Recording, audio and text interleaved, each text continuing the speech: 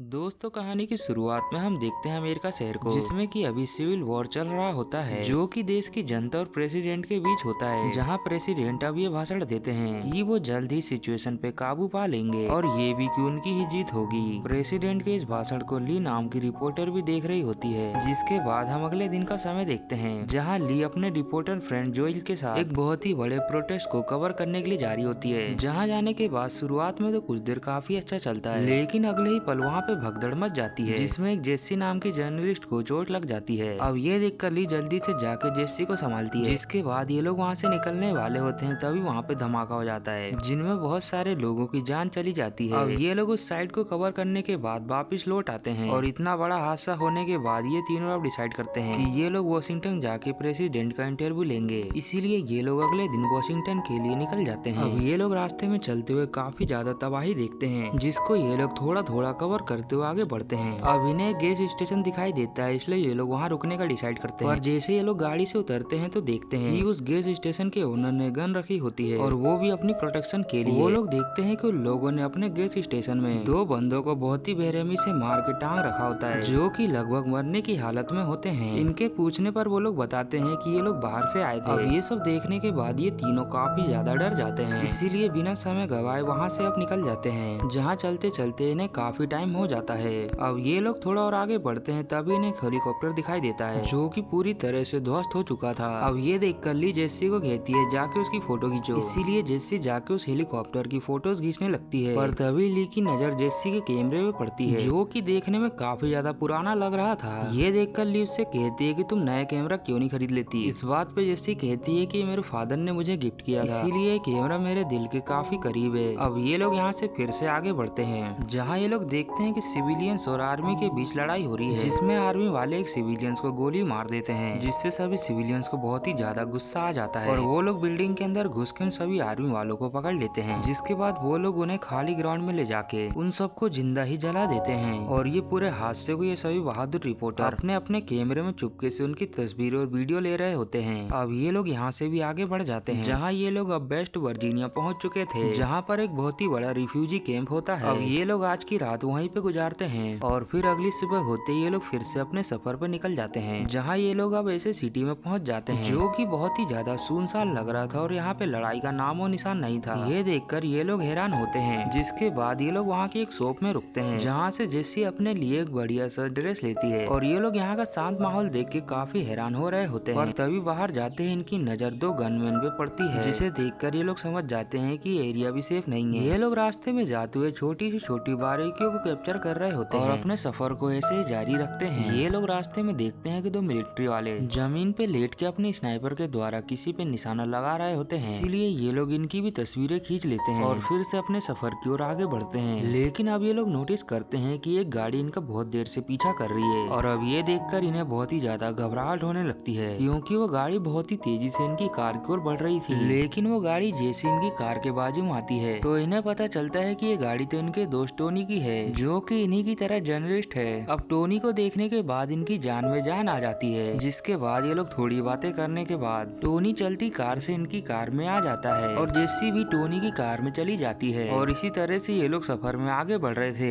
लेकिन थोड़ी आगे जाने के बाद ये लोग देखते हैं कि जेसी जिस कार में बैठी थी वह अचानक से गायब हो गई और कहीं भी दिखाई नहीं दे रही। लेकिन थोड़ी आगे बढ़ने पर उन्हें कार दिखाई देती है, लेकिन वो कार खुली थी और उसमें कोई भी नहीं था। ये देखकर जब ये लोग चेक करने के लिए जाते हैं, तो देखते हैं कि टोनी के साथ जो बंदा था और जेसी को मिलिट्री वालों ने पकड़ लिया था, और टोनी का साथी मिलिट्री वालों से बात करने की कोशिश करता है, जिसकी बात वो मिलिट्री वाला ना सुनकर उसे शूट कर देता है। और ये देखकर जब टोनी उसके पास जाता है, तो वह लोग उसकी भी बात ना सुनकर उसे भी मार देते हैं। अब इन दोनों के मरने के बाद इनको लगता है कि ये सभी मर जाएंगे, पर तभी इनका एक साथी जल्दी से कार लेके आकर उन मिलिट्री वालों को मार देता है, जिससे इनके बाकी साथियों को वहाँ से भागने का मौका मिल जाता है। अब ये लोग काफी ज्यादा घबराते हुए आगे बढ़ते हैं, जहाँ अगले दिन होते ये लोग फाइनली वॉशिंगटन पहुँच जाते हैं। लेकिन यहाँ तक पहुँचने के बाद भी इन्हें व्हाइट हाउस तक जाना था, पर जिस तरह से वॉशिंगटन के हालात थे वह और भी ज्यादा खतरनाक थे, क्योंकि यहाँ चारों तरफ केवल गोला ही बारूद चल रहे थे। अब ये लोग कुछ अच्छे मिलिट्री वालों के साथ वॉशिंगटन डीसी के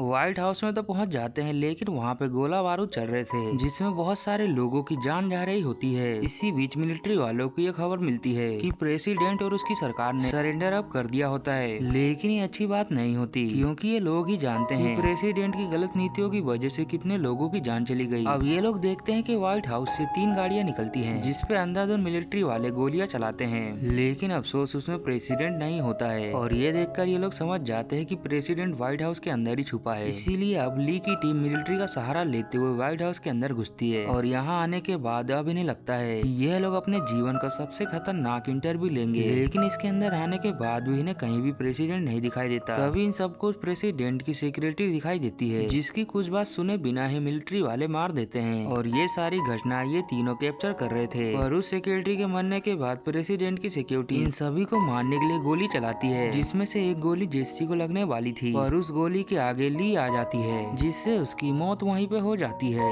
अब ये देख के जेसी और जोएल बहुत ही ज्यादा दुखी हो जाते हैं। इधर मिलिट्री वालों को वही प्रेसिडेंट मिल जाता है, जिसके पास जाकर अब जोएल इंटरव्यू लेता है और कहता है कि तुम्हारी गलत नीतियों की वजह से बाहर कितने लोगों की जान चली गई। और इंटरव्यू खत्म होने के बाद मिलिट्री वाले प्रेसिडेंट को जान से मार देते हैं और इस तस्वीर को भी जेसी खींच लेती है। और प्रेसिडेंट के मरते ही देश में चल रहा सिविल वॉर खत्म हो जाता है। और साथ ही में दोस्तों ये कहानी भी। आशा है दोस्तों आपको ये कहानी पसंद आई होगी।